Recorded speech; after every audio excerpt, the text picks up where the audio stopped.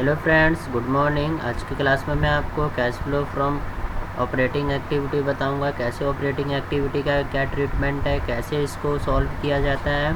तो वीडियो को लास्ट तक देखना, वीडियो को मिस बिल्कुल मत करना, ठीक है। लास्ट तक वीडियो को ज़रूर देखना और मेरे चैनल को सब्सक्राइब करना, लाइक करना और शेयर करना। तो चलिए वीडियो को स्टार्ट करते हैं। कैश फ्लो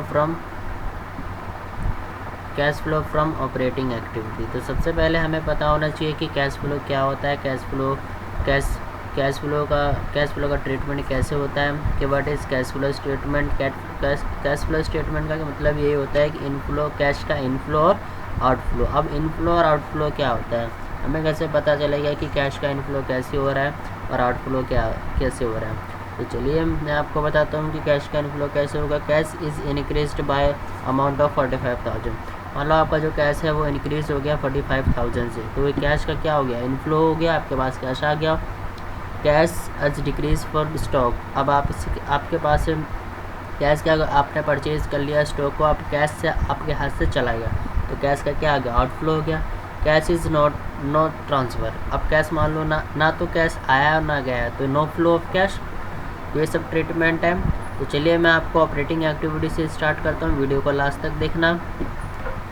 ऑपरेटिंग एक्टिविटी, जैसा कि आप मेरी स्क्रीन पर देख सकते हैं कि ऑपरेटिंग एक्टिविटी क्या होती है। Operating activity are the principal revenue producing activity of enterprises and other activity are not investing and financing activity. ये कोई इन्वेस्टिंग और फाइनेंसिंग एक्टिविटी नहीं होता, जिसे हम प्रिंसिपल रेवेन्यू प्रोड्यूसिंग एक्टिविटी में इन्वॉल्व करते हैं, ठीक है।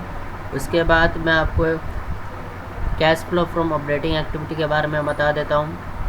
सबसे पहले हम इसमें क्या कैलकुलेशन करते हैं, net profit before tax and extraordinary item. तो सबसे पहले हमें नेट प्रॉफिट पता होना चाहिए। अब नेट प्रॉफिट कैसे कैलकुलेट करते हैं वो भी मैं आपको बता देता हूँ। How to calculate the net profit before tax and extraordinary item. तो the next calculation for the net profit before tax and extraordinary item. जैसे कि आप देख सकते हैं स्क्रीन पर, net profit before statement of profit and loss closing में से वो ओपनिंग बैलेंस क्या कर देते हैं, लेस कर देंगे, जिसमें से फिर ऐड कर देते हैं ट्रांसफ़र ऑफ रिजर्व। कोई भी रिजर्व है, जितने भी रिजर्व हैं उन सबको हम क्या कर देते हैं, ऐड कर देंगे। Propose dividend during the year, उसको करंट ईयर का होगा। इंटीरियम डिविडेंड को भी ऐड कर देंगे, प्रोविज़न फॉर टैक्स को भी ऐड कर देंगे। इसके बाद जो अमाउंट आएगा उसमें से लेस क्या कर देंगे, extraordinary item credited to the statement of profit and loss. और जितना भी हमने टैक्स रिफंड कर दिया, refund of tax credited to the statement of profit and loss account, वो भी माइनस कर देंगे। तो हमारे पास क्या आ जाएगा, net profit before tax and extraordinary item. तो इससे हमारे पास क्या हो गया, net profit before tax and extraordinary item आ गया। फिर अब इसके अंदर हम ऐड कर देते हैं डेप्रिसिएशन, गुडविल, पेटेंट्स, ट्रेडमार्क और एमोटाइज्ड। इंटरेस्ट ऑन बोरिंग हो गया, लॉन्ग टर्म बोरिंग हो गया, शॉर्ट टर्म, दोनों इन्वॉल्व है। इंटरेस्ट बोरिंग का होगा। Loss on sale of fix assets, मान लो कोई हमने एसेट्स परचेज़ की 1 लाख की और उसको हमने बेच कितने में दी, 80,000 में, तो यानी 20,000 के लॉस में बेच दी। तो जितना हमने लॉस में बेचा वो अमाउंट आ जाएगा, यानी 20,000 अमाउंट यहाँ आ जाएगा। Increase in provision for doubtful debt, मतलब जो भी हमारा पिछले साल का जो भी प्रोविज़न था और इस साल में, मान लो पिछले साल का प्रोविज़न हमारा 1 लाख था, प्रोविज़न फॉर डाउटफुल है 1 लाख था। अब इस साल हमारा जो हो गया 2 लाख हो गया, मतलब इंक्रीज़ हो गया कितने से, 1 लाख से इंक्रीज़ हो गया, तो यहाँ 1 लाख यहाँ लिख देंगे। अब लेस कर देंगे items to be deducted.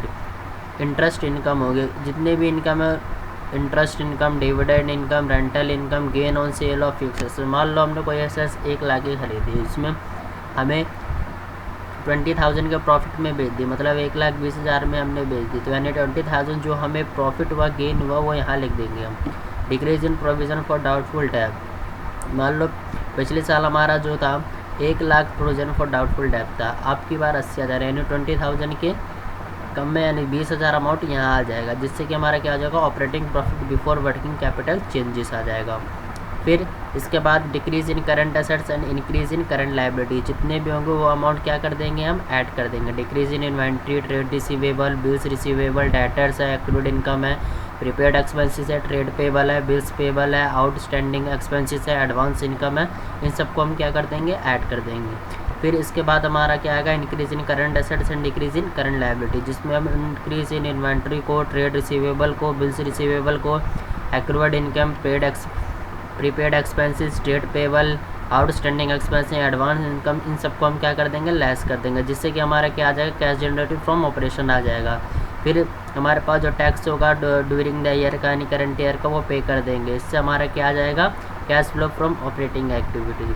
I hope you will understand in properly and thanks for watching my video. Next video में मैं आपको इन्वेस्टिंग एक्टिविटी कराऊंगा, तो मेरे चैनल को सब्सक्राइब कर लेना, चैनल को सब्सक्राइब करना मत भूलना। And thanks for watching my video.